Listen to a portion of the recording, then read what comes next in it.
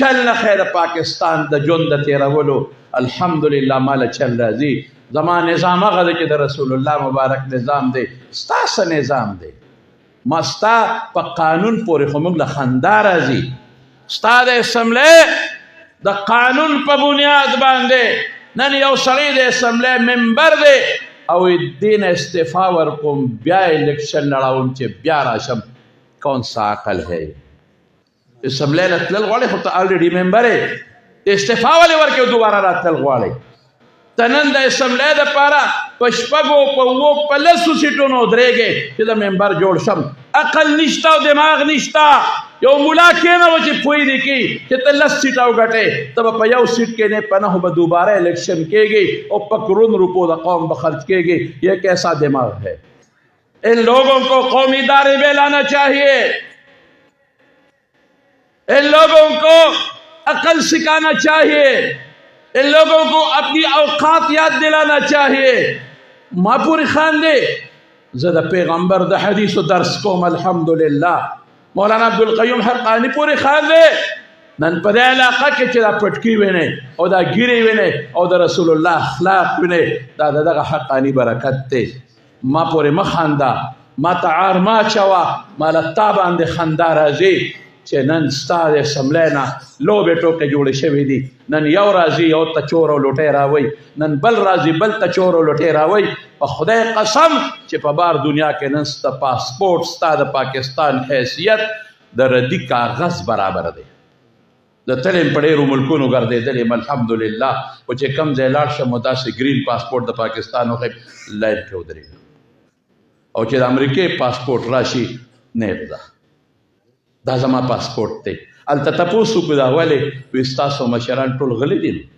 چا ویلي د تا نه غلا کړې ده؟ نه هغه یو وایي هغه لوټۍ راچور دی، بل وایي هغه لوټۍ راچور دی. لیکن الحمدلله علماء کرام د مدرسو خاوندانو ګوره، هغه علماء کرام جزانان چې مدرسو له چندې کوي، مدرسو له سوال کوي، یا نور علما وګوره. په خدای قسم مولانا سبیع الحق صاحب شهید وګوره، زمونږ شیخ مکرم مولانا عبدالحق رحمت الله علیه وګوره، د هغه زوړ ګاډی اوس هم دارالعلوم کې ولاړ دی. په خدای قسم که د هغې په جامه د پاکستان یا غریب د پیسې یو داغ او دبب ته پیدا کړي، ما ته چل مه ښایه.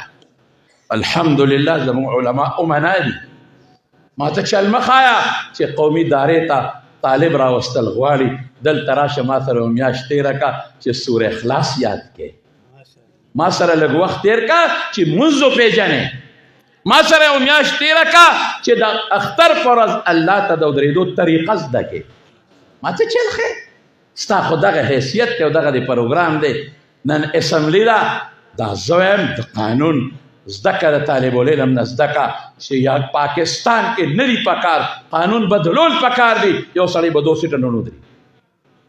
ولې قوم پیسه تباه کوي؟ یو 2 وګټې بل باندې بیا الیکشن کېږي.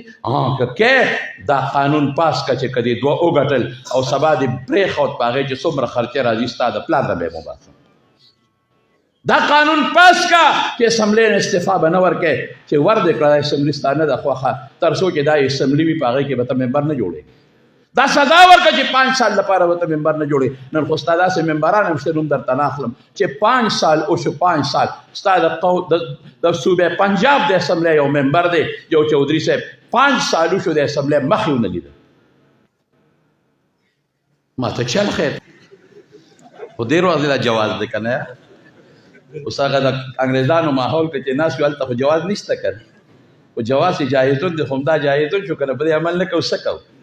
ما ته اکثر دا ډرایور وي ماښام وخت دی او شا به ټیم تېرېږي او جمع او بانک زم خدای قرآن ته ګوره، دا مونږ چې طالبانو ته چې وخت موثق دی خو مونږ دپاره دی که نه